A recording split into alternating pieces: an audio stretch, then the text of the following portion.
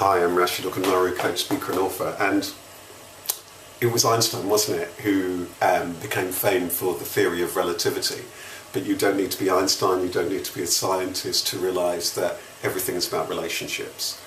Everything in life is about relationships. Your relationship to yourself, your relationship to life itself, and your relationship to others in life. And these can be some of the most beautiful moments and some of the most challenging moments. I think the first thing, let's start off with your relationship to yourself. This is the first, primary, and the most enduring relationship throughout your life, because wherever you go, there you are. You're going to find yourself whilst you're actually physically here on this planet. So the first thing is really to embrace yourself and to be grateful for being here and to appreciate yourself. Some people really struggle with that. So I'd say, what are the things you really like about yourself? Or that you appreciate with yourself, or that you really enjoy within yourself. And if that's a struggle, what are the other things that people like about you and value about you? And just begin bit by bit to really embrace that and really appreciate that.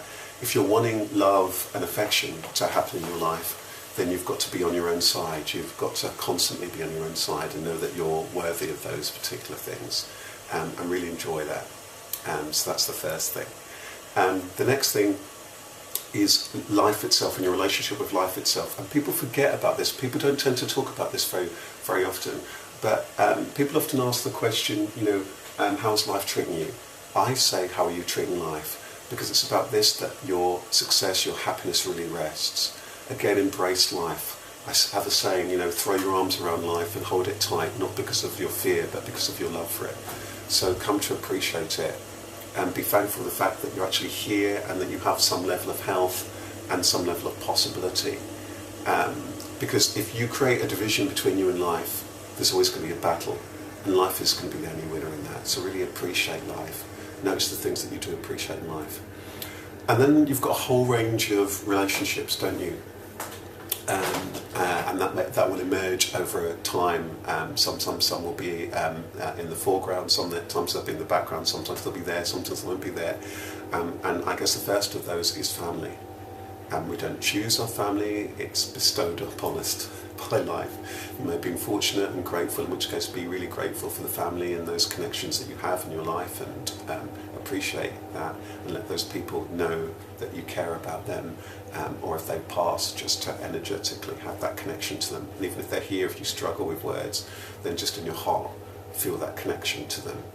That will be very powerful, that may well be very healing. If you've had more challenging family circumstances, most of these things start from when we're very early. If that has been the case, then know that that was beyond your control. Those events were beyond your particular control, the people who were or weren't there, how much love they did and didn't get or didn't give you. That was be based on where they were at and their own ability. So just be mindful about that, and just be grateful that you're still here. And what are the life lessons for you to carry further forward in life? I always say with these particular things to really have a gently look at them, because often we look at them through such a rigid lens of how life should be. There are no guarantees in life, there's no certainties in life. Then there's all the friends and and so on. Be mindful about the values, the things that are really important to you, and look for those people who point you towards you and who are supportive towards you, and again be really supportive there of others. Different relationships are going to emerge at different times depending on what it is that you need to learn, how does you need to grow, and the different types of relationships. Know that some people will be good for social things, some people will be good for spiritual and intellectual pursuits, and some people will be good for practical things. That's the nature of life, so don't expect everybody to give you every individual thing. But really have a lot of gratitude for those relationships. You're going to have a whole range of working relationships throughout your career. Know that you're there for a purpose. Avoid arguments, avoid gossip, avoid self-righteousness. Keep your eye on the job that you've got to do and the people that it is that you're serving, and try to have good intentions for everybody involved. There are going to be times in your working relationships where it'll be time to have a more distant relationship, or when it's time to kind of move on, but it does need to be a working relationship in order to achieve the things that you're doing, which is beyond any of you, your boss, your colleague. It's that particular purpose. And I'd say also in the workplace, seek out the support when you need it, and make sure that you do things through the apt kind of channels. But there might be times where you also need support outside of the workplace if things are becoming very taxing in terms of the workplace. I think that's all I really want to say about relationships. But I want to just maybe end going back to you. It starts and it ends with you. And actually I want to say one last thing. I forgot about the relationship that often people start with, which is that one-to-one relationship, that loving relationship. First of all, I want you to think about all the relationships that have been.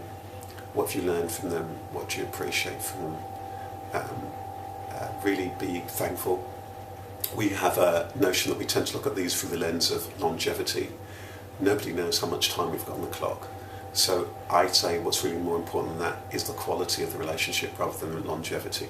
And my tip for relationships is really that to value three things: yourself, the other, and the relationship itself. There will be all sorts of challenges, and as well as hopefully all sorts of wonderful things. But if you value all those three things yourself, to make sure you're always nourished and supportive, the other, that you're thinking about them and their own growth and their own development, and them being themselves in the world, and the relationship itself, that will minimise the jealousy, the greed, the possessiveness, the self-righteousness, and all these kind of things that can become toxic.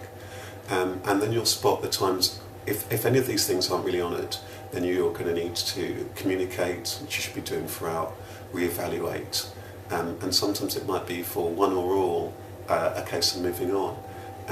And this is neither a good thing or a bad thing, it's just how it is. If you do this, then it means that you will have valued yourself, the other, and the relationship. And whether you're together for a season, for a lifetime, there'll be growth, there'll be goodness of heart. And you might know this already from relationships that you've moved on from, and where there might still be a kindness or a fondness of what you've learned from them. And that's the last thing I want to say about relationships. They're so powerful. Love is such a powerful thing that whether somebody's here physically or whether they've moved on, whether they've passed, if that's really in your heart, whether they're here, the other side of the world, whether they're no longer here, there's a connectedness that can still be growth. So love you, love what you do, love others too, and enjoy this wonderful thing called life. Take care. Bye-bye.